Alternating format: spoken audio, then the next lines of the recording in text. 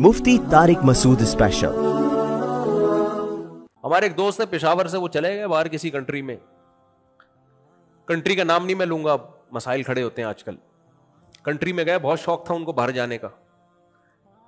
पठान थे वो, पठानों में तो बड़ी, दोस्त कहता है मैं खिलाऊं, वो कहता है मैं खिलाऊं। वो तो बड़ा एक बंदा कमा के पूरे खानदान को खिला रहा होता है। वो कहते हैं मैं यहां आया तो यहां तो सारे मतलब परस्त। कह रहा है फिर मुझे एक अंग्रेज दोस्त मिला। अंग्रेज नहीं यानी जो यूरोप, जिस सारे अंग्रेज तो नहीं होते ना, अंग्रेज तो वो होते हैं जो अंग्रेजी बोलते हैं, वो तो सारे यूरोपियन तो अंग्रेजी नहीं बोलते। कह रहे फिर मुझे उस कंट्री में एक गोरा मिला जिससे मेरी दोस्ती हुई, तो हमने कहा चलो पिकनिक पे कहीं चलते हैं। बैठ गया मेरे साथ। मैंने कहा चलो, कोई तो रिलेटिव, कोई तो रिलेशन हुआ। कह रहे एक जगह गाड़ी रोकी, उसने कहा मैं खाना खाऊंगा और मैं बर्गर लेके आता हूं, कहीं हलाल बर्गर की दुकान होगी, इसने बता दी होगी। कह रहे कमबख्त एक बर्गर लेकर आया, खुद बैठ के मेरे सामने खा रहा है। तो मैंने कहा मेरा बर्गर? कह रहे जाके ले ले अपने पैसों से। आप इसको मजाक समझ रहे हो?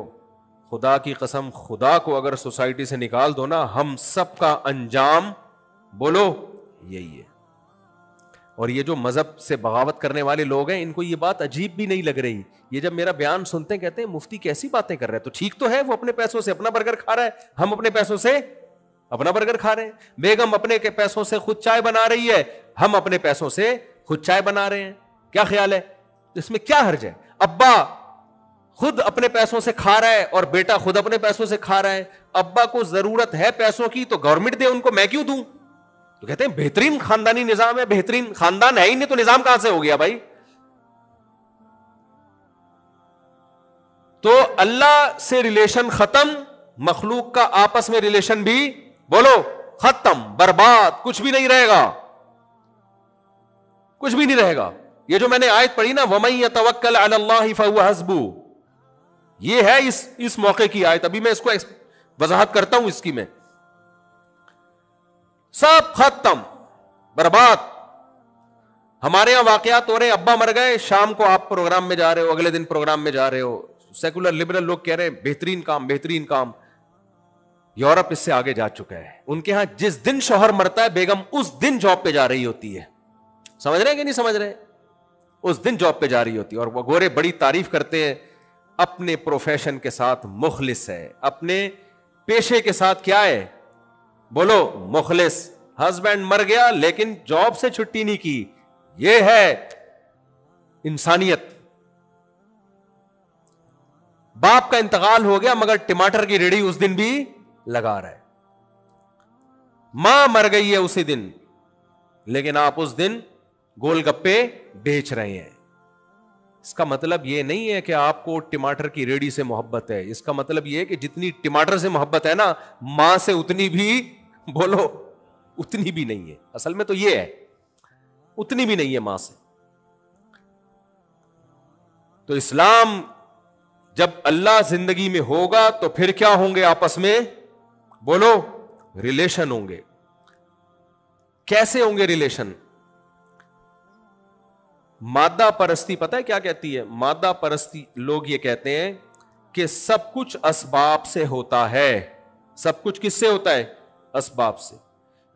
बात सही है, सब कुछ असबाब से होता है, लेकिन जहां अल्लाह कह दे कि यहां असबाब से नहीं होगा, मेरे इरादे से होगा, तो फिर अकल को अल्लाह के सामने कुर्बान कर देना चाहिए, क्योंकि अल्लाह से ज्यादा हमारी अकल नहीं हो सकती। मिसाल के तौर पर, मादा परस आदमी की नजर में कामयाबी की डेफिनेशन क्या है? जब अल्लाह नहीं है तो जाहिर है असबाब है, और असबाब में दौलत, सेहत, शोहरत, ये सब कुछ है या नहीं है? तो ये सब चीजें दूसरों के लिए कुर्बान करने से असबाब ये कहते हैं कि ये चीजें कम हो जाती हैं। आपकी लाइफ में खुशियां भी कम हो जाती हैं, क्योंकि खुशी के असबाब ये इख्तियार करो। और खुशी के असबाब क्या है? जिम्मेदारियों से जान छुड़ाना। इससे इंसान क्या होता है? खुश। तभी वो अब्बा और अम्मा को ओल्ड हाउस में जमा करा देते हैं, क्योंकि घर में रहेंगे टेंशन देंगे। तो इसलिए बेहतर हल क्या है खुशियों का? अब्बा को कहां रखा जाए बोलो? ओल्ड हाउस में। अम्मा को कहां रखा जाए बोलो? ओल्ड हाउस में। بیوی پہ خرچ کرنے سے خوشی کم ہوگی, پیسے کم ہو جائیں گے, لہذا بیوی خود کما کے خود کھائے, اس پہ خرچ کرنے کی ضرورت بولو نہیں ہے. بچے بھی مت پیدا کرو, کیونکہ بچے پیدا ہوں گے تو ذمہ داریاں بڑھیں گی, ذمہ داریاں بڑھنے سے خوشیاں زیادہ نہیں ہوتی بلکہ خوشیاں کم. تو انڈیویجول لائف ہر شخص گزارے اور اسٹرگل کر کے دولت, عزت, شہرت کمائے, اور بالآخر مرنے کے بعد پھر قبر میں ٹینشن زیادہ ہے, قبر مہنگی بھی ہوتی ہے, اس کے لیے جگہ بھی چاہیے, اور پھر نماز جنازہ اور یہ سب مسلمانوں کے جو مسائل ہیں, کفن وفن, یہ سب چیزوں سے بچنے کے لیے آج کل ان ملکوں میں ایک نیا طریقہ آیا ہے. بھائی مردے کو آپ لٹائیں پھٹے پہ اور اوون میں ڈالیں, آپ چند سیکنڈوں میں تکا کباب آپ کی خدمت میں پیش. نہیں آئی میرا خیال ہے بات؟ تو ان کی لائف میں انجوائمنٹ ہی انجوائمنٹ, مرنے کے بعد بھی ٹینشن. اب مر گیا تو کیا کریں, کرے قبر میں کیڑوں نہیں کھانا ہے نا اس کو. تو بھائی تو مرا ہے تو بعد والوں کو ٹینشن کیوں دے کے جا رہا ہے؟ ہمارے یہاں کوئی بندہ مر جائے تو غسل ہے, کفن ہے, پھر قبر ہے, پھر اس قبر پہ دعائیں بھی ہیں, پھر وغیرہ وغیرہ, پھر اصحال ثواب, اور ابا کے لیے کنواں. اور مسجد میں دیکھا ہو نا یہ جمشید بھائی, مرحوم جمشید کے لیے, مرحوم جو بھائی جو نہ ہوں زندہ ہوں ان سے پیشگی معذرت, بہت سے جمشید مرحوم بھی تو ہے نا, تو یہ پنکھا جمشید مرحوم کے لیے. مسجدوں میں دیکھا ہوگا, اب تو کم ہو گیا, پہلے بہت لکھا ہوتا تھا. یہ جو دریا ہیں یہ فلاں صاحب کے اصحال ثواب کے لیے, یہ ہوتا ہے لوگوں میں. تو اب مجھے ایک بات بتاؤ, تو جب آپ کی زندگی میں مذہب نہیں ہوتا نا, تو تمام تر ٹینشنوں ذمہ داریوں سے آپ آزاد ہوتے ہو, کیونکہ آپ کی سوچ یہ ہوتی ہے کہ ذمہ داریوں سے آزاد ہونے سے میری خوشیاں بڑھیں گی. سمجھ میں آ رہی ہے بات کہ نہیں آ رہی؟ انسانی عقل یہی کہتی ہے. انسانی عقل کہتی ہے بیوی اور بچوں پہ خرچ کرو گے یا ماں باپ کو اولڈ ہاؤس میں جمع کرنے کے بجائے اپنی رسپانسبلٹی پہ گھر میں پالو گے تو آپ کی آمدن بڑھنے کے بجائے کم ہو جائے گی. دنیا میں کوئی ماہر شماریات, اکاؤنٹنگ کا ماہر ایسا ہے جو کہتا ہے کہ خرچ کرنے سے آمدن بڑھتی ہے؟ ساری دنیا کے سارے انسان اس بات پر متفق ہیں کہ آمدن سیونگ سے بڑھتی ہے, خرچ کرنے سے کم ہوتی ہے. سمجھ میں آ رہی ہے بات کہ نہیں آ رہی ہے؟ لیکن مذہب کچھ اور کہتا ہے. مذہب کہتا ہے کہ آمدن سیونگ سے بڑھتی ہے, بے شک, لہذا سیونگ کیا کرو, لیکن جہاں اللہ نے خرچ کرنے کا حکم دیا وہاں خرچ کرنے سے آمدن بڑھتی ہے. اب جو اپنی عقل کو اللہ سے زیادہ, اپنے آپ کو اللہ سے زیادہ عقل مند سمجھتے ہیں نا, وہ کہتے ہیں یہ بات ہماری سمجھ میں نہیں آتی, کہتے ہیں ہم نہیں مانتے, لہذا وہ صدقات و خیرات نہیں کرتے. لیکن کچھ خوش قسمت ایسے ہیں جو کہتے ہیں کہ بھائی جب اللہ نے کہہ دیا تو ہماری عقل اللہ سے آگے نہیں ہو سکتی, لہذا اللہ کے کہنے پہ صدقہ خیرات کریں گے. میں اپنے شیخ حضرت مفتی رشید احمد صاحب رحمہ اللہ تعالیٰ کو بہت تھوڑی سی رقم ہدیہ دیا کرتا تھا. ہم تو طالب علم تھے, ہمارے پاس جیب میں جتنے پیسے ہوتے تھے لسی میں اور چائے پراٹھوں میں نکل جاتے تھے, تو تھوڑے سے پیسے میں اپنے شیخ کو ہدیہ دیا کرتا تھا. تو ایک لفافے پہ میں 5 روپے ڈال کے, یا تھوڑے سے اماؤنٹ تھا اس پہ لکھتا ہدیہ, اور دوسرے میں صدقے کی کچھ رقم. حضرت نے کہا تھا کہ ہر طالب علم ہر مہینے کچھ نہ کچھ صدقہ نکالے اپنی آمدن سے. تو تھوڑی سی رقم میں لفافے میں ڈال کے اس پہ پتہ ہے کیا لکھتے تھے ہم لوگ؟ وظیفۃ لتوسعۃ الرزق. اس لفافے کا نام تھا یہ وظیفہ ہے رزق بڑھانے کا. یعنی حضرت نے صدقے کا نام صدقہ نہیں رکھا ہوا تھا, بلکہ یہ رکھا ہوا تھا کہ اپنی آمدن بڑھانے کا وظیفہ.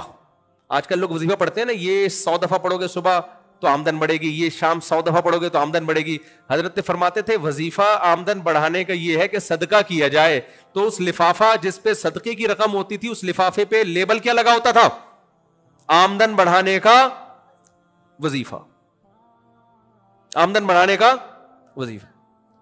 اب لوگ اعتراض کرتے ہیں مفتی صاحب کہاں سے آ رہا ہے یہ 4 کہاں سے پال رہے ہو, 19 بچوں کو کہاں سے کھلا رہے ہو, صدقہ شروع کر دو, آمدن بڑھانے کا کیا ہے؟ تو اس لیے قرآن نے ایک بات کہی ہے کہ اسلام سے فائدہ انہی لوگوں کو ہوگا الذین یؤمنون بالغیب. شروع میں اللہ نے غیب کی تلوار چلا دی ہے. جو اللہ کی باتوں کو بغیر دیکھے یقین کریں گے, اسلام سے فائدہ وہی اٹھائیں گے. اور جو یہ کہیں گے کیسے صدقے سے رقم کیسے بڑھتی ہے, وہ سوچتے رہیں گے اور مر جائیں گے. اسلام نے ہمیں بتایا وَمَن يَتَوَكَّلْ عَلَى اللَّهِ فَهُوَ حَسْبُهُ, جو اللہ پہ توکل کرتا ہے اللہ اس کے لیے کافی ہے. تو توکل کا موقع کیا ہے؟ جہاں اسباب یہ کہہ رہے ہوں کہ کامیابی اس میں ہے اور اللہ یہ کہہ رہا ہو کہ کامیابی اس میں نہیں ہے, اسباب اور اللہ آپس میں ٹکرا رہے ہوں, تو وہاں جو اسباب کو سامنے رکھ کے زندگی گزارے گا تو یہ اس کی علامت ہوگی کہ اس کا اللہ پہ اعتماد اور توکل نہیں ہے. اور جو اللہ کے آرڈر کو سامنے رکھ کے زندگی گزارے گا یہ اس کی علامت ہوگی یہ اسباب کو اصل نہیں سمجھتا, یہ اسباب بنانے والے کو اصل سمجھتا ہے. سمجھ میں آ رہی ہے بات کہ نہیں آ رہی ہے؟ آپ بیمار ہیں, آپ اللہ پہ توکل کر رہے ہیں کہ میں اللہ پہ توکل کرتا ہوں, علاج نہیں کرتا, مر جائے گا آپ, تو یہ توکل نہیں ہے. کیونکہ یہاں اسباب اور اللہ کا حکم آپس میں ٹکرا رہے آپس میں نہیں ٹکرا رہا. اللہ نے کب کہا ہے کہ علاج نہیں کرو بھائی؟ آپ جاب نہیں کر رہے, کاروبار نہیں کر رہے, لوگ کہتے ہیں پیسہ کیسے آئے گا, آپ کہیں اللہ پہ اعتماد, اللہ کھلائے گا. تو بھائی اللہ نے تو حکم دیا ہے کاروبار کر, دکان چلا, جاب کر. یہاں اللہ کا حکم اور اسباب آپس میں بولو ٹکرا رہے ہیں؟ بولو نا یار, کیوں نہیں بولتے آپ؟ نہیں ٹکرا رہے تو نہیں بولنا, کون سا کیا جا رہا ہے آپ کا؟ آپ دکان کھول کے بیٹھتے ہی نہیں ہو, دوپہر 2 بجے دکان کھولتے اور 3 بجے چھٹی کر کے گھر آ جاتے ہو. بیگم بول رہی ہے, بچے بول رہے ہیں ابا ایسے دکان کہاں چلے گی؟ آپ بولتے ہو چلانے والا کون ہے؟ کون ہے چلانے والا؟ اللہ. پھر مثالیں دیتے ہو, دیکھو وسیم کے پاس فری پھوکٹ کا کیسے پیسہ آ گیا, اس کی تو کوئی دکان نہیں ہے. تو یہ غلط توکل ہے. یہ وہ, کیونکہ یہاں دکان کو ٹائم دینا اور اللہ کا حکم آپس میں بولو نہیں رہے, ٹکرا ہی نہیں رہے. اللہ نے کب کہا کہ دکان پہ نہیں بیٹھ, لیکن دکان ہے اور ادھر جماعت کی نماز کا ٹائم شروع ہو گیا ہے, ادھر لمبی لائن ہے گاہکوں کی, کسٹمر کی. اب شٹر گرا کے جماعت سے نماز پڑھنے میں لگ رہا ہے کہ میرا بزنس کا لاس ہوگا, اتنے سارے کسٹمر یہاں سے ٹوٹ کے غفار کی دکان پہ چلے جائیں گے اور مجھ سے یہ ٹوٹ جائیں گے. ایسے موقع پہ اللہ کیا کہتا ہے؟ دکان کھولو یا بند کر کے مسجد میں جماعت سے نماز پڑھو. بولو نا ادھر توجہ. یہاں اللہ کا حکم اور کمانے کے اسباب آپس میں ٹکرا رہے. ایسے موقع کے لیے یہ آیت ہے وَمَن يَتَوَكَّلْ عَلَى اللَّهِ, جو اللہ پہ اعتماد کرتا ہے اللہ اس کے لیے کافی ہو جاتا ہے. وَيَرْزُقُهُ مِنْ حَيْثُ لَا يَحْتَسِبْ. اب سوال پیدا, کیسی عجیب آیت ہے. اللہ کہتے ہیں میں اس کے لیے کافی اور اس کو روزی دوں گا. اب انسانی عقل کہتی ہے روزی کیسے دے گا اللہ؟ روزی کے اسباب پہ تو میں لات مار کے آ رہا ہوں. دودھ کی دکان ہے, لائن لگی ہوئی ہے, کپڑے کی دکان ہے, لائن لگی ہوئی ہے, اور میں دکان بند کر کے نماز پڑھ کے آ رہا ہوں. تو اسباب تو نہیں, اسباب تو رزق پہ لات مارنے کے پیدا ہو رہے ہیں, اور اللہ کہہ رہے ہیں روزی دوں گا. اس کا اللہ نے اگلی آیت میں جواب دیا, فرمایا وَيَرْزُقُهُ مِنْ حَيْثُ لَا يَحْتَسِبْ, وہاں سے دوں گا جہاں سے تمہارا گمان بھی نہیں ہوگا. تمہارا گمان تو یہاں سے روزی ملتی ہے اور اس روزی پہ میں لات مار رہا ہوں, تو اللہ کہے گا وہاں سے دوں گا جہاں سے تمہارا گمان نہیں ہے, وہاں سے دوں گا. دوں گا کیسے, یہ چھوڑ دو, کیونکہ اگر تم نے سوچ لیا تو تمہارے گمان میں آ گیا نا. تبھی علماء کہتے ہیں وہاں سے روزی آنا جہاں سے گمان ہی نہ ہو, یہ ایک ظاہری علامت ہے کہ یہ خاص کس کی طرف سے گفٹ ہے؟ یہ اللہ کی طرف سے گفٹ ہے, آپ کی کسی نیکی کے صلے میں. تو میرے بھائی صدقات و خیرات بھی وہی کرے گا جو جس کی زندگی میں اللہ ان ہوگا. ماں اور باپ کو پالنا, آج کل ہماری ینگسٹر میں ماں باپ سے رشتہ ختم ہوتا جا رہا ہے. آپ کو میں عجیب بات بتاؤں, دیکھو میری دنیا میں بڑی ٹریولنگ ہوتی ہے, اتنا بیوقوف میں ہوں نہیں جتنا نظر آتا ہوں. لوگ سمجھتے ہیں 4 شادیاں کی ہیں تو دنیا کا سب سے بیوقوف انسان یہی ہے, اور 19 بچے ہیں تو سب سے بیوقوف آدمی یہی ہے. اتنا نہیں ہوں جتنا آپ سمجھتے ہو. دنیا میں پتہ ہے کیا ہو رہا ہے؟ حقوق کی باتیں, حقوق, رائٹس. آج کل بہت سارے رائٹس کی باتیں ہو رہی ہیں نا, جانوروں تک کے حقوق. سائنسدان نا جب خلا میں کسی کو بھیجنا ہوتا ہے نا چاند وان پہ, تو پہلے بندروں پہ اور چوہوں پہ تجربہ کر رہے ہوتے ہیں. پہلے اس کو بندر کو بھیج کے دیکھو بچ کے آ گیا, تو پھر ہم بھی ٹرائی ماریں گے. سارے تجربے انسانوں سے پہلے کس پہ ہوتے ہیں؟ جانوروں پہ, چوہوں پہ, بندروں پہ. تو ایک جانوروں کے حقوق کی ایک تنظیم نے نا رشیا میں, جب یہ ناسا والوں نے جو رشیا کے جو خلا میں بھیجنے والے سائنسدان ہیں, انہوں نے بن مانس وغیرہ پہ تجربے کیے, تو جانوروں کے حقوق کی تنظیمیں کھڑی ہو گئیں کہ اسٹاپ کلنگ اینیملز, جانوروں کو مارنا, کیونکہ بہت سے گئے اوپر, ان کا انا للہ ہو گیا. بندر کو بھیجا, وہ شارٹ ہی ہو گیا مارکیٹ سے نا, وہاں اس کا دم گھڑ گیا, کیا ہو گیا. ایک بن مانس بچ کے آیا تھا, تو اس کو پھر انہوں نے 10 سال تک رکھا, اس کی بڑی سیوا کی کہ یہ زندہ بچ کے آ گیا ہے. تو اس پہ لوگوں کی تنظیمیں نکل آئی تھیں کہ جانوروں کو قتل کرنا چھوڑ دو. تو جانوروں کے حقوق کے لیے تنظیمیں بنی ہوئی ہیں, ہے یا نہیں ہے؟ کراچی میں اتنے کتوں کے 12 بچے پیدا ہوتے ہیں, اور دنا دن, اور سب کتے ہی ہوتے ہیں. یا تو کوئی اور مخلوق ہو رہی ہوتی تو چلو ٹھیک ہے, جتنے بچے ہوں گے بھی سارے کیا, کتے. میں بہت اس پہ میں نے آواز اٹھائی تھی, بھائی اتنے پیدا ہو رہے ہیں. تو کسی نے مجھے بولا جانور ہے, اس کی نسل پیدا ہو رہی ہے, تو آپ کو کیا تکلیف ہے؟ میں نے کہا پیدا کتے ہو رہے ہیں نا, یعنی اگر کتے سے کچھ اور مخلوق پیدا ہو رہی ہوتی تو ہم اس پہ مشورہ کر لیتے. 2-4 کتے بھی کافی ہوتے ہیں ٹینشن دینے کے لیے. یہاں کتوں کی ایک پوری نسل پیدا ہو رہی ہے, اور انسانوں کی نسل روکنے کے لیے فیملی پلاننگ والوں کی پوری تنظیمیں, اربوں خربوں روپے خرچ ہو رہے ہیں اس پہ. کتوں کو فری ہینڈ دیا ہوا ہے. کتوں کی وجہ سے لوگوں کی ٹانگیں ٹوٹ رہی ہیں. اب تو کچھ کم ہو گئے, بہت زیادہ تھے, اب بھی بہت ہیں. آبادی کے لحاظ سے بہت زیادہ ہیں کتے ہمارے شہر میں, کراچی میں حال خراب ہوا ہے. تو اس وقت تو بہت واقعات ہونے لگے تھے, بائک جا کے ٹکرائی, ٹانگ ٹوٹ گئی, پاگل کتے نے کاٹ لیا, بچہ مر گیا, وغیرہ وغیرہ. تو میں نے اس پہ مہم چلانا شروع کی, بھائی ان کتوں کو مارو. تو مجھے لوگوں نے آ کے کہا کہ جو جانوروں کے حقوق کی تنظیمیں آپ کے خلاف کیس کر دیں گی, ایک کتا بھی آپ نے مار دیا اور ویڈیو بن گئی نہ گئے.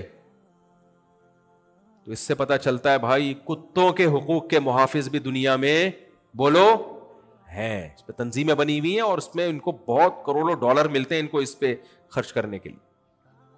بچوں کے حقوق کی تنظیمیں بھی ہیں, بہت سخت حقوق ہیں بچوں کے, ہونے بھی چاہیے. قاری صاحب نے بچے کو مار دیا, جیل ہو گئی, ہونی چاہیے بالکل, ہم بھی اس کے قائل ہیں. اسلام میں تو بچوں کے بہت حقوق ہیں بھائی. نبی صلی اللہ علیہ وسلم کی خدمت کی انس بن مالک 10 سال, کہتے ہیں نبی صلی اللہ علیہ وسلم نے 10 سال میں کبھی مجھ پہ ہاتھ نہیں اٹھایا, اور کبھی ڈانٹا تک بھی نہیں. جائز ہے, بچہ شرارت کر رہا ہو تو ماں باپ اٹھا سکتے ہیں ہاتھ اس کے اوپر, ہر ایک کو اجازت نہیں ہے. بچوں کے حقوق کی تنظیمیں, خواتین کے حقوق کی تنظیمیں. ابا ہمارے یہاں ایک وہ ہے, وہ آج کل اسمبلی میں گئی ہوئی ہیں, وہ خواتین کے حقوق کی علمبردار بن کے سارے سیکولر قوانین نافذ کروا رہی ہیں اسمبلی میں, کوشش کر رہی, کوئی آواز اٹھانے والا نہیں ہے اس کے خلاف. محترمہ نے قانون بنانے کی کوشش کرنی ہے, جو مرد اپنی بیوی کو گھر سے باہر نکال دے گا اس اتنے لاکھ جرمانہ اور جیل. غلط ہے, بیویوں کو گھروں سے باہر نکالنا اچھا کام نہیں ہے. لیکن تحقیق تو کی جائے نا پہلے کہ اس نے ناجائز نکالا ہے یا جائز نکالا ہے. نہیں, تحقیق نہیں, جو بھی گھر سے باہر نکالے گا جیل. بھائی اگر کوئی معقول ریزن تھی تو پھر تو کیس نہیں ہونا چاہیے نا, لیکن نہ, خلا کے نام پہ جو ڈرامے بازی ہو گئی ہے, کوئی بھی عورت کورٹ میں جائے, کورٹ خلا پکڑا دیتی ہے. طلاق کا پورا پورا حق عورت کو دے دیا, تو بیوی اور گرل فرینڈ میں فرق کیا ہو گیا؟ ختم. بیوی بھی جب چاہے جا سکتی ہے, گرل فرینڈ بھی جب چاہے جا سکتی ہے. یہ کس کے حقوق کی باتیں ہو رہی ہیں؟ خواتین. جو حقوق ہونے چاہیے ان کی بات نہیں ہو رہی ہے, جو نہیں ہونے چاہیے وہ دیے جا رہے ہیں. ابھی یہ قانون پہ بحث ہو رہی ہے ہماری اسمبلیوں میں کہ ڈیورس کی صورت میں عورت کو آدھی پراپرٹی دی جائے. یورپ امریکہ میں ایسا ہی ہے, آپ طلاق دے دیں تو آدھی پراپرٹی دینی پڑتی ہے. تو یہ بات چل رہی ہے ہماری اسمبلیوں میں. اس کا نقصان کیا ہوگا؟ مرد شادیاں کرنا چھوڑ دیں گے, بولیں گے یار پاگل ہوں, گرل فرینڈ ہی ٹھیک ہے بھائی, پھر کیا خیال ہے. اور اگر وہ ڈیورس دے گا تو کاغذ میں نہیں دے گا, ثبوت ہی نہیں ہوگا, بس وہ بول دے گا میں نے تمہیں چھوڑ دیا. تو اینڈ میں اس کا عورت ہی کو نقصان ہوگا. تو جائز حقوق ناجائز حقوق اس بحث میں پڑے بغیر عورت کے حقوق کی بھی تنظیمیں بہرحال بولو ہیں. آپ کو پتا ہے جتنی آسمانی کتابیں ہیں, چاہے وہ تورات ہو, چاہے وہ انجیل ہو, چاہے وہ قرآن ہو, تمام آسمانی کتابوں نے اگر حقوق کو فوکس کیا ہے تو سب سے زیادہ کس کے حقوق پہ آواز اٹھائی ہے؟ ماں اور باپ. اور اس کے لیے دنیا میں کوئی تنظیم بولو نہیں ہے. یہ ہے مذہب کو جب سوسائٹی سے نکالو گے تو جس کا حق سب سے زیادہ ہے اس کا بالکل بھی نہیں رہے گا, اور جس کا حق سب سے کم ہے بلکہ جو حق بنتا ہی نہیں ہے وہ حقوق بھی دے دیے جائیں گے اس کو. سمجھ میں آ رہی ہے کہ نہیں آ رہی ہے؟